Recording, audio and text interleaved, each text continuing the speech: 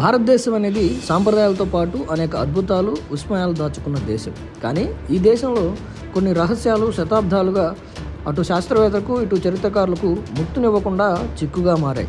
మనం ఇవాళ ఈ వీడియోలో అలాంటి భారతదేశపు 10 మిస్టరీలను తెలుసుకోబోతున్నాం. నెంబర్ 1, లడాఖ్లోని కాంకాల ధరలో యూఏఎఫ్ఓలు భారత్ చైనా సరిహద్దులో ఉన్న టిబెట్ ప్రాంతంలోని కాంకాల ధరలో అంటే విన్నారు. ఇది పూర్తిగా మిలిటరీ నియంత్రిత ప్రాంతం. ఇక్కడ అడుగు పెట్టడమే కష్టమైన స్థానికులు మరియు సైనికులు అక్కడ ఓ విచిత్రమైన వెలుగులు ఎగురుతున్నట్టు వాటిని చూసినట్లు చెబుతుంటారు. కొందరు వీటిని యూఏఎఫ్ఓలుగా చెప్తారు. 2006లో గూగుల్ మ్యాప్స్లో ఈ ప్రాంతం పూర్తిగా బ్లర్ అయినట్టు తెలుస్తుంది. నెంబర్ 2, పాముల గ్రామం సేత్, మహారాష్ట్ర. భయానకమైన పాములు. చాలామంది వీటిని చూస్తేనే భయపడతారు. కానీ మహారాష్ట్రలోని సేత్ అనే గ్రామం ఉంది. ఇది చాలా విచిత్రమైన గ్రామం.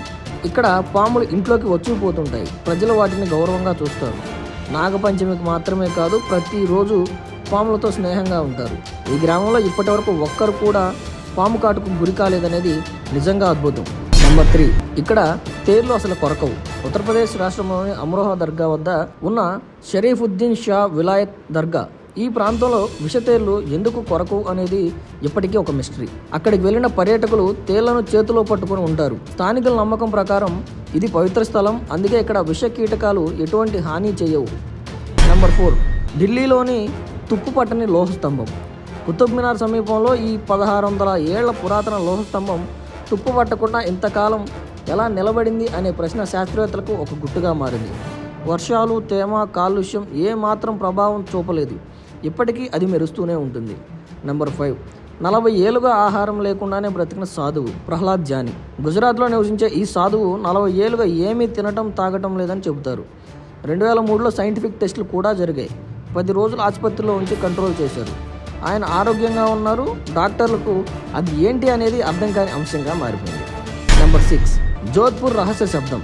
2012 డిసెంబర్ 18న రాజస్థాన్ రాష్ట్రంలోని జోధ్పూర్లో ఒక ఊహించని శబ్దం వినిపించింది.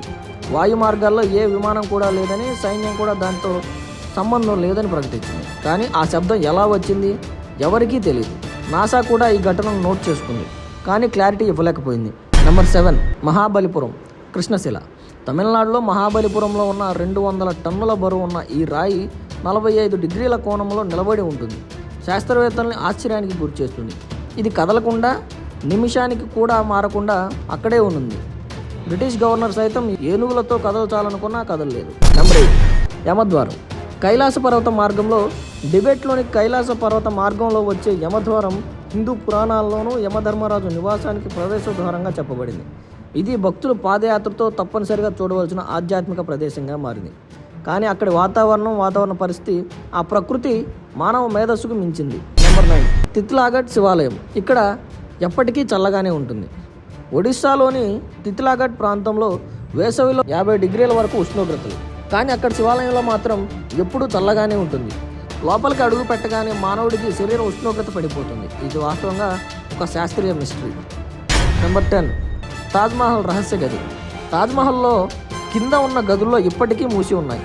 ఎందుకు మూశారు, ఏం దాచారు, ఆమె సమాధి ఉందా లేక ఇంకేమైనా, దీనిపై చాలా వాదనలు కూడా కొనసాగుతున్నాయి. కానీ భారత ప్రభుత్వం ఇప్పటివరకు ఆ గదుల గురించి పూర్తి స్థాయిలో ఏమీ వెల్లడించలేదు.